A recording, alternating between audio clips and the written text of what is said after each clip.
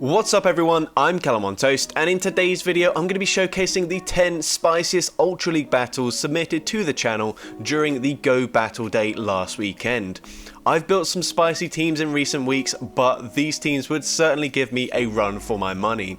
Before we get into the battles, let's start with the question of the day. Now, I'm sure you guys will have heard about the remote raid drama in Pokemon Go right now, so I'm going to be asking, what bonus do you think should have been implemented to in-person raids that would incentivize people to actually go out and raid without needing to introduce any new restrictions to remote raids? Let me know in the comment section down below. Let me know why, and with that being said, let's get into the battles now.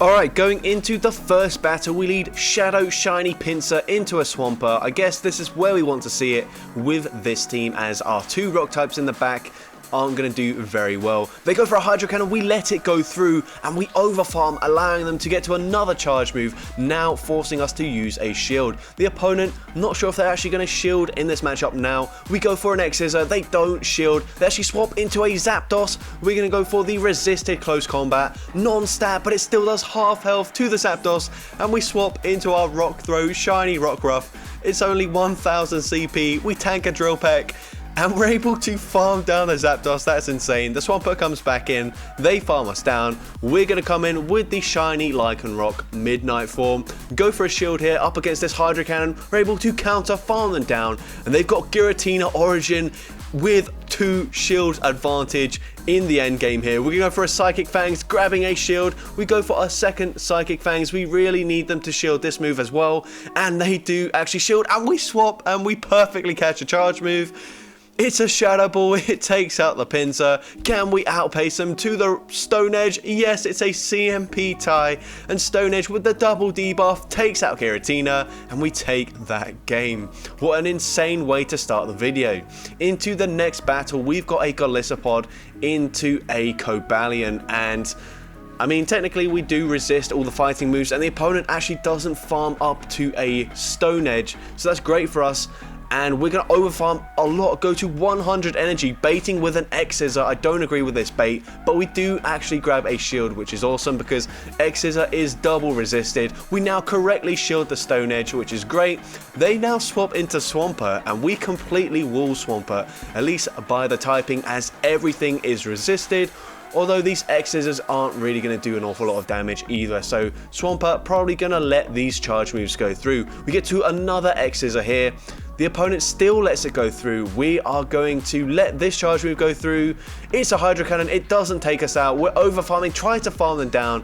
Unfortunately, not able to do so, but we don't really want to use a shield at such low health. We're going to come in with our Crocodile, and the opponent's going to come in with their Cobalion once again. Going to put up a shield here.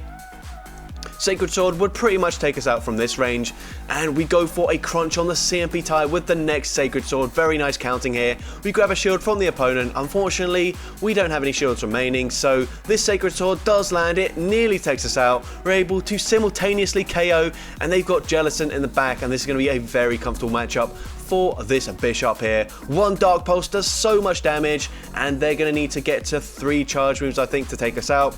They go for the Shadow Ball. That's resisted.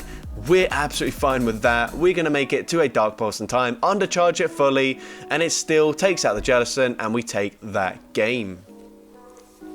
Into the next battle, we've got a Togedemaru in the lead, and the opponent's leading with a Charm Grand Ball, so a very good lead for us here. I don't think this is XL, but I don't think it matters too much in this matchup. The opponent swaps into their Poliwrath. We go for a bait with Fell Stinger, grab the shield, boost our attack, and Wild Charge now one-shots the Poliwrath. They come back in with Grand Ball. Unfortunately, we have debuffed our defense with that Wild Charge, but we still make it to our final Wild Charge, grab the final shield, and we're also running Sludge Bomb on our Seismitoad. So they go for a crunch, we're going to shield it up. They don't get the debuff. We're going to overfarm just a little bit here, go for that Sludge Bomb, and Sludge Bomb takes out the Charm, the Grand Ball, sorry, the Charm user Grand Ball. They come in with an Ice Fang for Alligator. We make it to a Sludge Bomb here, and if they go for the farm down, we're going to make it to another Sludge Bomb, and this will get the Feraligatr extremely low already.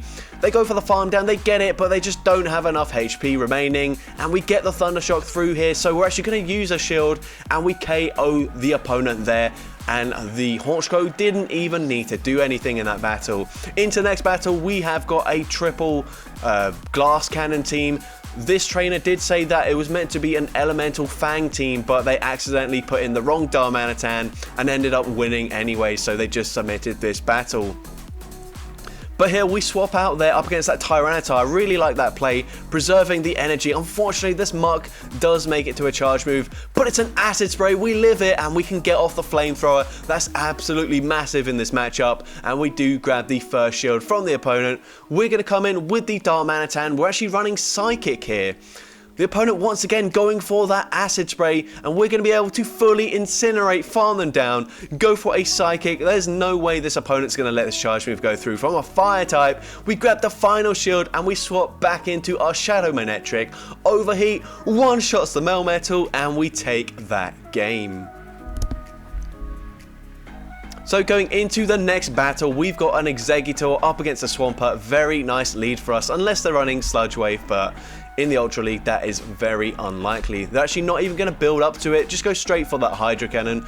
We're going to overfarm, throw on the CMP tire with the next Hydro Cannon, going for the Seed Bomb. This will easily take them out, so the opponent does use a shield, and they're also staying in, so I'm thinking they might be quite weak to Exeggutor in the back, and we're choosing to let that move go through. So if they are weak to it, then it might be a little bit tricky, but we take them out there. They've got Trevenant, and we've got the perfect hard counter to Trevenant in the form of this Pyroar here, and I think we're just going to fully incinerate, farm them down. Everything's resisted or double resisted by this Pyroar. We go for the full farm down. What do they have in the bag? It's Cresselia, and it's actually running Confusion, so that makes it even easier for our Weavile in the back, but we're staying in. We make it to a boosted Solar Beam. How much damage does this do? It does a lot of damage. Actually, not as much as I was expecting, but it doesn't matter. We're easily going to win this game. The opponent goes for Moonblast, and we will make it to a charge move in time, and this Avalanche will easily take out the Cresselia, and we take that game. So kind of triple hard countered the opponent there, but a win is a win. It was a very spicy team. And into the next game, we see this is meant to be a triple duck team, and the standout is a 100% IV XL Shadow Swanna. But here we have got our Golduck, and we swapped it. They come in with a Alolan Ninetales, and we go for a cross chop here. We should be able to make it to 2 more cross chops. We do make it. They get the charm through. Hopefully we still live this charm, and we do live it, so we can get to another cross chop, and this will be grabbing both shields from the Alolan Ninetales. We're going to come in with the Swanna here, and we will shield once, fully farm them down. I think we're running Water Gun here. Yeah, it looks like we are. They're going to come in with a Shadow Golbat. We're going to go, or Crobat, sorry. We go for an Ice Beam, and it one-shots the Crobat. They come back in with the Aurorus, and we are going to shield in this matchup. They go for the Weather Ball Bait, I believe. We're going to go for a Bubble Beam, debuff their attack, and at this point, we're going to swap into the Porygon 2, and we can even tank a Meteor Beam, which they do go for, and now we can just go for that Tri-Attack, and even resisted Tri-Attack will be taking out the Aurorus, and we take that game.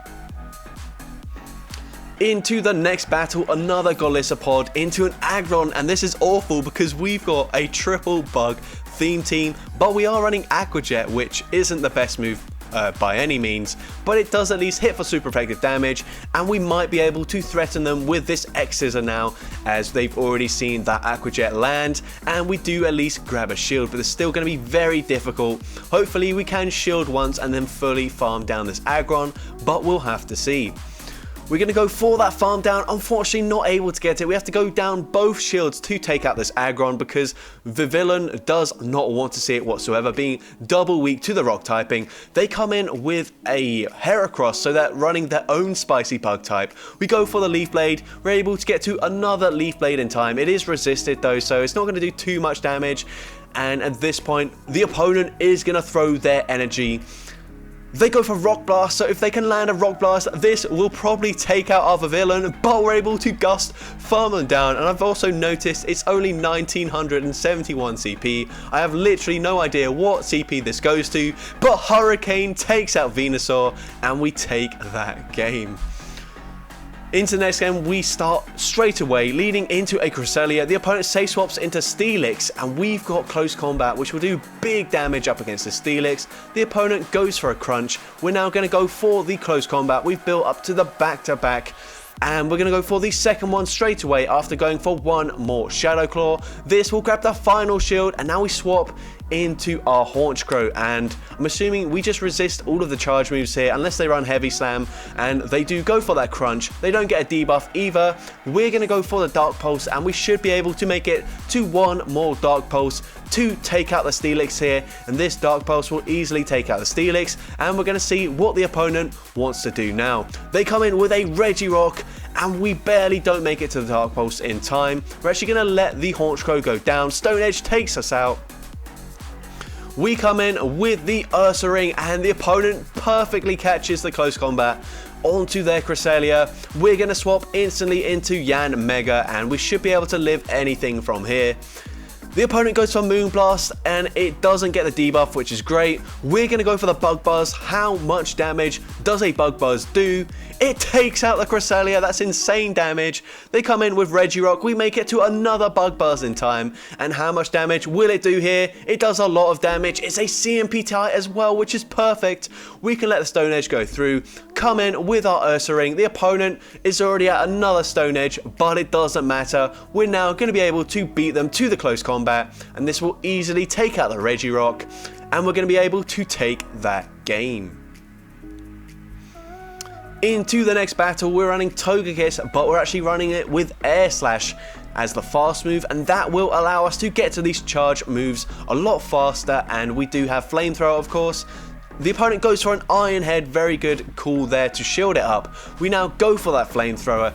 This should be grabbing a shield from the opponent, which it does, and we're kind of forced to stay in here because obviously we've got Crawdon, which is very good up against it, but we've also got Weavile, which does not appreciate the Fire Spins or the Iron Heads. The opponent stays in though. They go down to a Night Slash. They now come in with an Empoleon. So it looks like they don't really have the best response to Crawdon now. We go for a Night Slash, unfortunately no boost, but we make it to another Night Slash on the CMP tie with this Empoleon. And the opponent, we now get the boost there. That's great. Well, not that great. We would have preferred it a bit sooner, but we now make it to a third Night Slash up against this Empoleon, and this does grab the final shield from the opponent. We're going to come in with Togekiss. They come in with a shiny Scizor, but we get to the Flamethrower. Flamethrower easily one-shots the Scizor. They've got a charge move loaded, but that's fine. We can come in with our Weavile, go for that Snarl, farm down, and take out the Empoleon to take that game. And into the final battle. This is meant to be a triple horn theme team, but honestly, those are definitely tusks on that Mamoswine. But we're met with a Roserade, and this is like the worst possible thing we can see. We do correctly shield a Grass Knot there. That would pretty much take us out, I'd assume, and we do go for the back-to-back Hydro Cannons, getting a shield with the first one. The second one also grabs a shield. Now we're going to swap into our Mamoswine, going to shield this up, and this is going to be really tight. Can we make it to the Avalanche in time? Yes, we can, and we will get rid of this Roserade, which is going to be massive for us, because that was a huge threat for the entire team. They now come back in with Walrein. We make it to the high horsepower in time, and this will do quite a lot of damage to the Walrein, and it does put them into the yellow health, but they can overfarm quite a lot. Go for a charge move here. Icicle Spear doesn't take us out. We make it to the Avalanche in time, but it's double resisted. It's going to do a little bit of chip damage, but not really enough there. We come in with our Samurott. The opponent throws straight away. It's an Earthquake. It takes us out. We've got Rhydon in the back, but they swap into their Kanto Muck, and this is a really good matchup for Rhydon. We can safely overfarm in this matchup, go for a Surf here, and this is going to be enough damage to take out the Muck, and then we should be able to outpace this Walrein to the next Surf, and Surf from this range, even resisted, will be taking out the Walrein, and we take that game.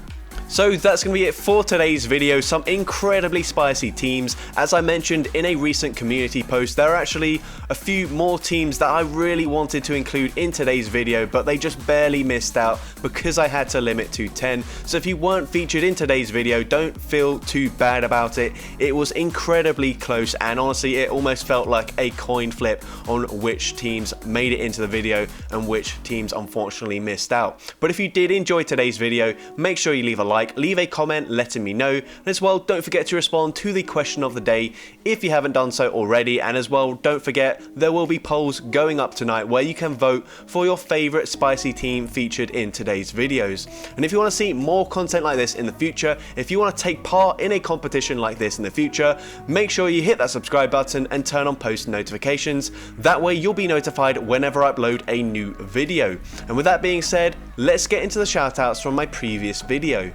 So firstly, we got Ashik, who has the obvious choice in Bruxish. That Pokemon looks horrible, and yep, it is a very ugly Pokemon. Next we got Amzolkan. Apologies if I've mispronounced your name, but they say Jinx. It doesn't even feel like a Pokemon. You really never see anyone use it, and it just looks so ugly. And yep, I have to agree as well, Jinx, another very ugly Pokemon. And finally, we got Cyan Basu Mazomda, who says Blanche was the ugliest Pokemon, at least in Fashion Week. And if you guys haven't seen the images of Blanche when it had the sort of like glitched face, that thing is just nightmare fuel. Honestly, you do not want to see it. But yeah, that was incredibly ugly. I know not a Pokemon, but I just had to include it. And as for my opinion and the reason for the question of the day, I think the ugliest Pokemon in Pokemon Go is Vullaby. So with that being said, thank you all so much for watching today's video, and I hope you have a great rest of your day.